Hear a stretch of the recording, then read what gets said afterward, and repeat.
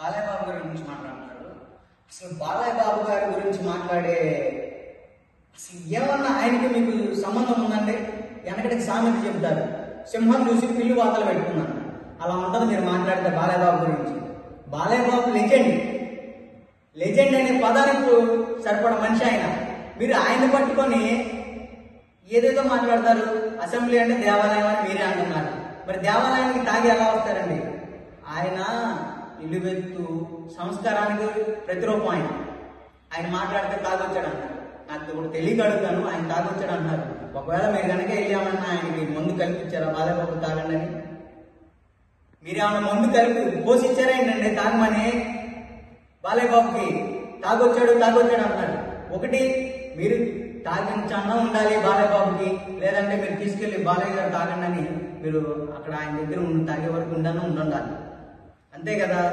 అది ఇంకోటి ఏంటంటే, మీరు బాలయ్య బాబుని కూడా విమర్శించే అంత అసలు ఎటు సరిపోరు మీరు. ఇంకోటి, మీరేంటి అనేది మీ ఊర్లోనే తెలుసు.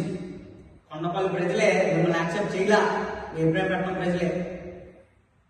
దయచేసి మీ విలువను మీరు తగ్గించుకోమాకండి, మేము ఉన్నామనే ఉనికిని మీరు తెచ్చుకోమాకండి. ఎందుకంటే జనాలకి జోగి రమేష్ అనే వ్యక్తి అవసరం లేదు. జోగి రమేష్ అనే వ్యక్తి అవసరంలా. మైలవరం ప్రజలు చాలా ప్రశాంతంగా ఉన్నారు.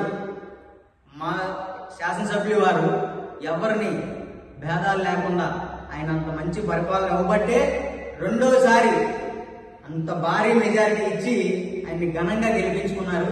ఆయనకి నిత్యం ప్రజల్లో అందుబాటులో ఉండి ప్రజా సమస్యలను ఎప్పుడూ తీరుస్తూనే ఉంటారు. ఆయన ప్రజలకు ఎప్పుడు అండదండగా ఉన్నారు. ప్రజలకు తెలుసు. భారీ మెజారిటీ ఇచ్చి గెలిపించారండి. ఆయన మెజారిటీ చూసి మీరు సిగ్గు తెచ్చుకోవాలి. మా శాసనసభ్యుల వారి గురించి మీరు మాట్లాడే స్థాయికి సరిపోరు, మాట్లాడమాకండి. మరీ ముఖ్యంగా మా బాలయ్య బాబు గారి గురించి కానీ, మా ఎమ్మెల్యే గారి గురించి కానీ మీరు గనక ఇంకొకసారి అవకతవకగా మాట్లాడితే మీ ఊర్లోనే మా బాలయ్య బాబు ఫ్యాన్స్ మీకు తగ్గ బుద్ధి చెప్తారు. దయచేసి మీరు మాట్లాడే పద్ధతి మార్చుకోవాల్సిందిగా తెలియజేస్తాను.